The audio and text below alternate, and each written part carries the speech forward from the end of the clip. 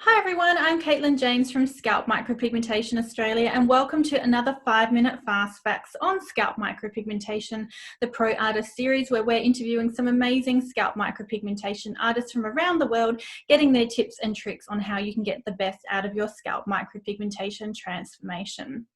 Today's guest, this lady is a passionate, loud, and lots of fun. I can only imagine that her SMP and permanent makeup business would only thrive solely on the beautiful personality of this very kind woman. She's the owner of Scalp Solutions, which has 2 locations, one in Kentucky and one in Nashville in the USA. She invests in herself and attends many trainings to better her knowledge and skills to benefit her clients. I have never met someone who loves glitter, diamonds and diamantes as much as her. Today we are chatting with my good friend Teresa Judd. Welcome, Teresa. Good to see you. Thanks so much for joining us and giving up some of your time today to have a talk to us. My absolute pleasure. Anytime. Beautiful. All right. Well, tell us a little bit, because you've got some great history on sort of what you were doing before scalp micropigmentation. So tell us a little bit about your family business and how it helped you step nicely into offering scalp micropigmentation within your business. Yes, ma'am. I think it's kind of funny because, when you're younger, you're like, people are like, oh, you're going to be like your mom and dad. And you're like, no, I'm not doing what they do. No. And here I am. My parents, my dad started out as a barber. Then my mother joined in and went to barber school. And then they collaborated together and opened up a shop. And then they started breaking out into the hairpiece business, toppers, hair pieces, wigs. And so basically, I guess from the time I was 11 or 12 years old, I've been around that. And my parents were like, you want something, you got to work for it. So if I wanted anything, they're like, you're going to come to work with me. So I would go to the shop, or if they didn't have a babysitter, they would take us to work with them. Mm-hmm. And they'd be like, listen, be quiet, be useful. So they'd have me answering the phones, or they'd have me unpacking their stock, or just basically humoring their clients until it got personal, when they had to shut the door. And I grew up around that. And the customers used to say, oh, are you going to do what your mom and dad do? And I'd be like, no. As a kid, I don't know, you're crazy like that. And, down the road now, I started permanent makeup thinking, well, that's so different. You know what I mean? I'm not going to be like everybody else. And I started that like 20 years ago. And then just sporadically, I would get customers to, call up and be like, by any chance, is there anything that permanent makeup can do for this scar I have on the back of my head? Mm-hmm. That's kind of how it started. And it was just random because this was 20 years ago. There wasn't anything called scalp micropigmentation then. Yeah. And it just slowly evolved into this. And now I look back that I'm older and I'm thinking, that's God's funny way of setting me up. Yeah. Because now my mom and I sit and have these conversations. I'm like, oh, I met this guy, or here's this problem. He's been wearing a hairpiece and now he wants SMP. But, and mom's like, oh, I know what you mean. He's got to let that scalp air out. We just start talking the trade. And even though she doesn't do what I do, yeah, she understands. Yeah. And then with me growing up around it, so it's like it's so useful, and it feels like home. You know what I mean? It's so normal to me that there was no awkward period. Yeah. Guys, or talking about hair loss, or understanding how sensitive that subject can be. Mm-hmm. I was brought up around it. If I wasn't acting right, I'd get snatched up by the back of my shirt and mom take me to the bathroom and she'd be like, listen here, I'm very nervous about this. You have to act like you got some sense. Now be very compassionate about how he feels. So, you're a kid, you're not. But it's funny because all of that has now led up to, ta-da, yeah, here I am. Brilliant. Yeah. Background, that's amazing. It really is. It's God's project. Yeah, absolutely. So why do you think that so many guys love changing over from wearing a hair system or a hair piece over to scalp micropigmentation? I think it's the freedom. Before they didn't mind wearing the hair pieces. They had two options, or three really. Don't go bald and can't do anything. Get a hair transplant. We know all the complications that can go with that, or wear a hairpiece. But when this came about, you know, life is so much busier than it used to be. And everybody's at such a frantic pace.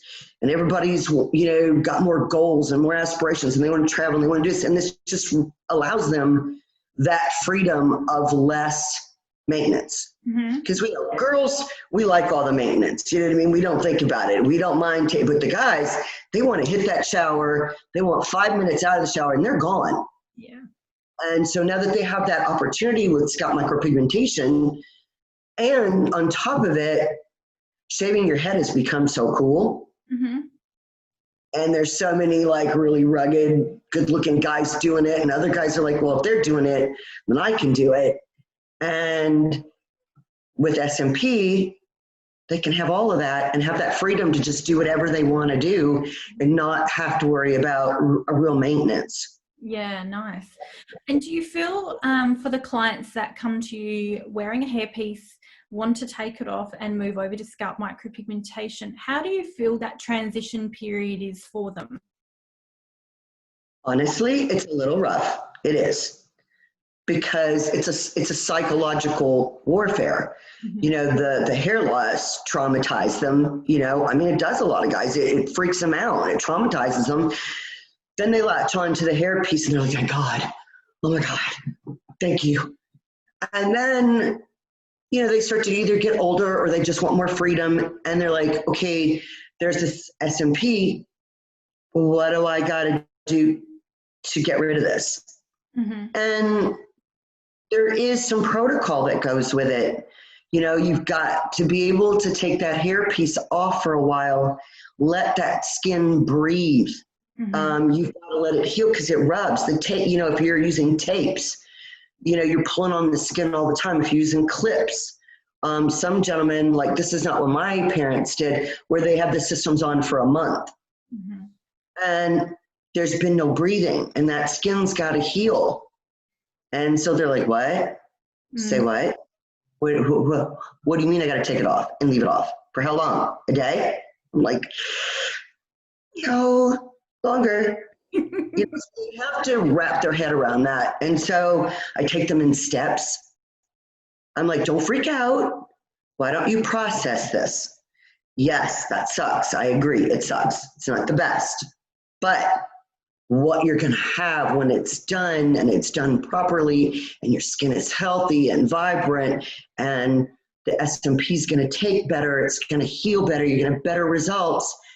It's just this process. So it's basically like you're asking them kind of take off all their clothes and go run outside. It's what it feels like to them. So there's a little rough patch with that, but it's so worth it once they've done it. Yeah, absolutely. You gotta be able to hold their hand. I mean, I feel like you do. You gotta keep telling them, it's okay. I know you're panicking. It's okay. We're gonna get there together. If you need to call and go all Tourette's on me, it's okay. You know, be there to listen to you. It's okay. And once you get them, it really if you can get them past that 3 days, the other 4 days I ask them to wait is easier. Yeah. Brilliant. It's that first 3 days of taking that off that's a little adjustment period. Yeah. And what does it mean for a guy lifestyle wise when he does change over from a hair piece or system over to scalp micropigmentation? What are some of the things that limit someone wearing a hair piece may have versus someone who has scalp micropigmentation? Funny, I think I say confidence, but confidence in a different way. You know, if you're out there on a boat, you got some serious wind blowing. And it's always, they're confident because they have hair on their head. But in the back of their mind, they're like, I better keep a cap on, or I better, they're worried that the wind's going to rip it off, or if they go swimming or skiing, you know, the force of the water, making it, part of it peel back. Yeah. That's just mortifying. The thought is mortifying to them. And so they don't tend to go out and do as many things or go free. Like here, you're allowed to ride a motorcycle without a helmet. Mm-hmm. Not smart, but people like to do it. So they don't feel like they can do that. They just feel like they're having to pull back a little bit. They're not getting to be their full self. Mm-hmm. Even though they feel much more confident that they have a hairpiece on them without, they still don't feel like they can just open up and fly free. Mm-hmm. So that they just, they get the brakes tapped on all the time. They never get to go full speed. And I think they miss that because it's just the nature of a guy. They want to get out there and just do everything and see everything and be in the middle of everything and not have anything to worry about. Yeah, brilliant. And obviously with scalp micropigmentation, it is pretty well limitless. All of those activities that you just mentioned are very easily done with scalp micropigmentation. Absolutely. I mean, it gives them that extra boost of confidence because, like I said, the hairpiece gave them confidence more than they had without it. But now I'm getting, not only, I'm giving them hair stubble back or densifying, well, actually with the hair pieces, you're just giving them their hairline back and you're filling that in, but you're giving them this freedom. They feel like they have nothing to worry about. And it just, if you've got a good personality, it becomes a great one. If you're a little timid, now you want to lead the charge. And it just gives them that extra life, that extra pep in their step. It really does. Yeah.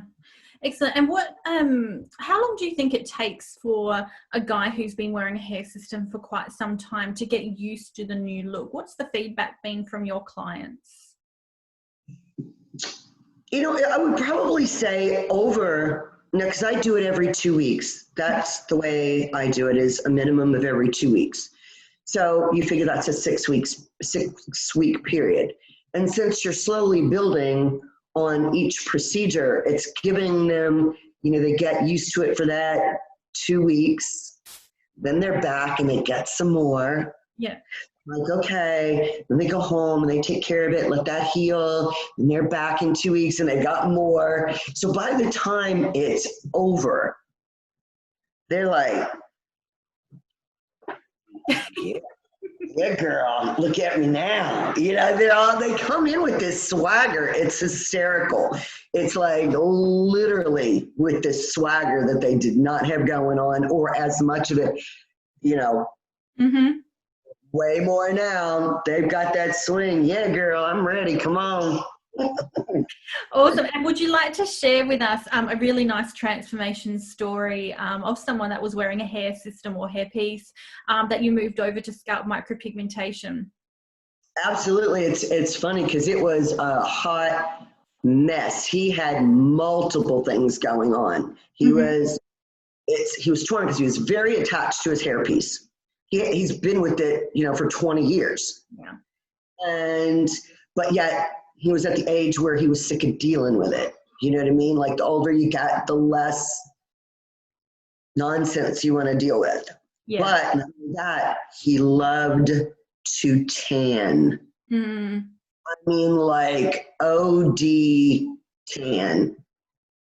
And he sent me pictures and I was like, we're talking bare butt, baby bottom white on his top of his head. And tan. It so two-tone, it wasn't funny. And I was like, okay, dude, I'm going to have to think on this for a few minutes because there's a lot of stuff going on here. Plus, he was nervous about doing it. Yeah. So I said, let's start with this. First, I want you to take your hair shorter.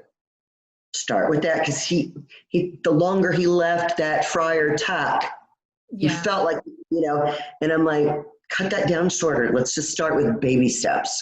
Okay. I also want you to go outside and tan the top of your scalp a little at a time because they would jump right on it and OD tan. I said, don't want you burning it. Yeah. You go out 5 minutes tomorrow, then 10 minutes, then 15. If you want to go to a tanning bed, only go in there for maybe 10 minutes. And I had him start building up the color of his scalp so it would be a closer match to his face, neck, and the rest of his skin. And I had him cut his friar tuck shorter to start getting used to the fact that when I asked him to buzz it off, he didn't have a nuclear meltdown. Yeah. So I took him into those steps. So I told him, and stop tanning your face. Cover your face, but tan your scalp. I don't want you any darker. I want you lighter, but I want your scalp a little bit darker without burning it. Yeah. So we just went through that, and I made him send me pictures. Like, it made him feel better, even though I didn't need to see them every couple of days. So send me a picture every couple of days. Let me see how much more you're bringing that in line with what you've got. So he felt like he had somebody holding his hand to kind of walk him through this little naked journey of his. Yeah. And then once he got the scalp closer to the color of his skin, then I said, okay, now I want you to shave it all down. Yeah. Just do it. You've got it shorter now. Now I want you to take it down. You're going to be okay. Plus it gave his scalp time to heal from the clips and the tape, because that incessant rubbing is going to make sore spots. So that got a chance to heal as well. Yeah. And, the real hand holding when he finally took the piece off, I said, just let that thing air, leave it be, no more sun, no more messing with it, shave the rest of it off. And in a few days, you'll be able to come in and get started. And trust me, he was clinging to the chair because he was just like, felt so uncomfortable. And so we got the first one done. I said, didn't hurt so bad, not really hurt, meaning it didn't hurt so bad, right? It's your first step. You feel a little better. And we went through, by the time we got to the third one, here comes a different attitude. Yeah, I bet.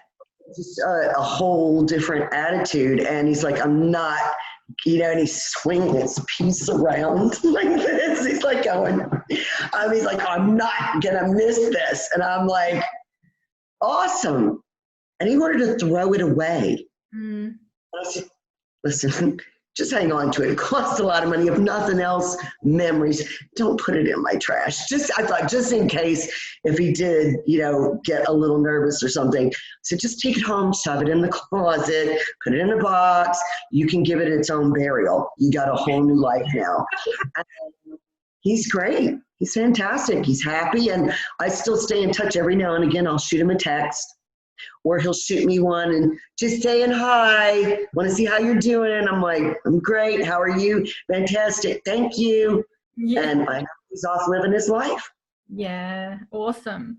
Well, I think you've really sort of hit home on quite a few points that would resonate with a lot of people that are nervous about stepping away from a hair system and into scalp micropigmentation. So thanks so much for spending a bit of time chatting with us and explaining some of the nervousness that can come with this transition. Thanks, Teresa. You're so welcome. Thank you for having me. I really do appreciate it. And it's so good to see your pretty face. Thank you, Teresa. And you can find all of Teresa's details in the comment area below or the description of the video. And thanks so much for being a part of the 5 fast facts on scalp micropigmentation, the Pro Artist series. And as always, if you have any comments or questions, we want to hear from you. So don't be shy, give us a call or email, put something in the comments below, and don't forget to subscribe so you don't miss out on any of the latest content as it's released. Thanks again, Teresa. We hope to see you soon. My pleasure. Have a beautiful day, sweetheart. Bye-bye.